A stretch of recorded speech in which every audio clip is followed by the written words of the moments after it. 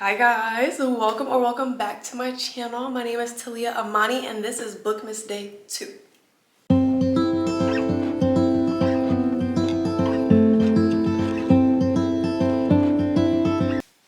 Okay, so I figure for Bookmas Day 2, we could just do a nice little midweek reset and make some ginger turmeric health shots together. Yep, I'm excited. I hope y'all are excited for this one. This is probably like one of the only recipes I know. But while we do that, we are going to talk bookish red flags. That's right, I am going to be confessing just some minuscule red flags that I personally don't even consider them to be red flags, but I fear you guys might disagree with that, but I also hope that you guys relate to what I have to say. Okay, so we're going to be making a ginger turmeric health shot. It's just 2 oranges, a lemon, fresh ginger, turmeric, a dash of pepper, and some water to dilute everything. It's super simple and it's great for immunity, digestion, and just giving your body a little reset, which we can all use. Okay, now that we have juiced all those fruits, all we have to do is mix it really good. And I add 1/4 teaspoon of turmeric and a literal dash of pepper. There we have it. Health shots. Yeah, I typically take 1 a day, and that batch made 3, 6, 9. So that made 9, which can technically be for 9 days. I typically really don't go past 5. Like, I'll probably finish these off throughout the weekend, and that'll be it for me. But let's get to the fun stuff. Bookish confession number 1. I forget the characters' names as soon as I close the book, without fail, unless I have been reading like a whole series and like they've just been in there this, that, and third. Like obviously I'm reading Harry Potter right now. I'm not gonna forget Harry, Hermione, and Ron. Yeah, like I'm not gonna forget those, but I'm gonna forget cutesy quick little romance. I'm gonna forget maybe a standalone fantasy, like stuff like that. I'm quick to forget them and I feel so bad every single time, but it happens without fail. Okay, bookish confession number 2. I tend to skim through romance books if the tension is too slow. And that's coming from somebody who's like, I am a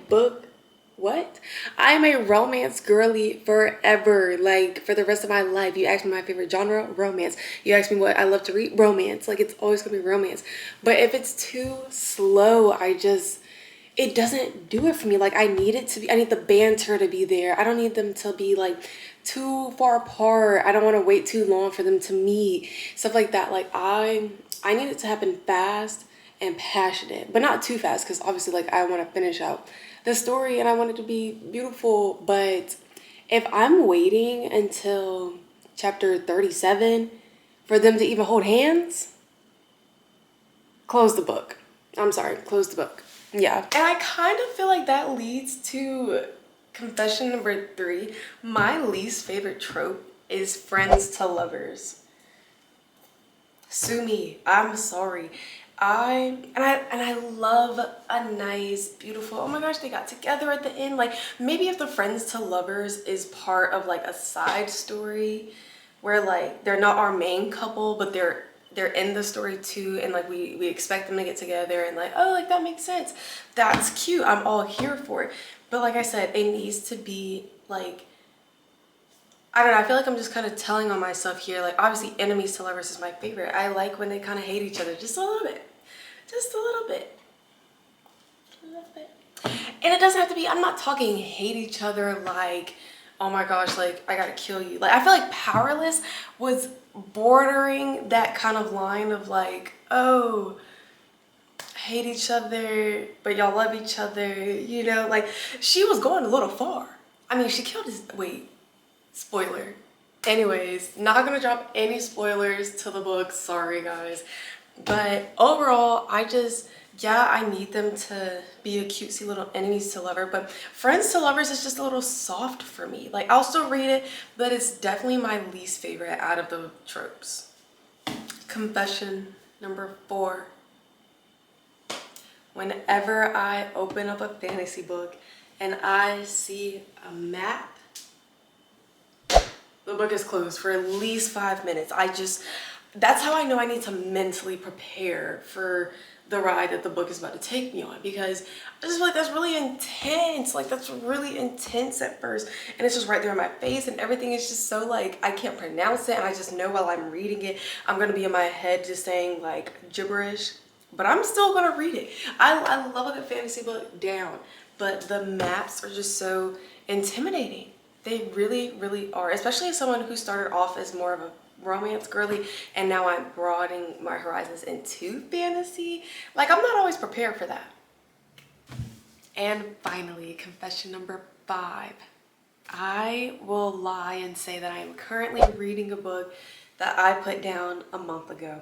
I just don't like to consider a book a DNF too quickly. Just because I put it down a month ago doesn't mean I'm not currently reading it. Like, I'm still actively reading it. I just haven't picked it up in a while. But I stand by that.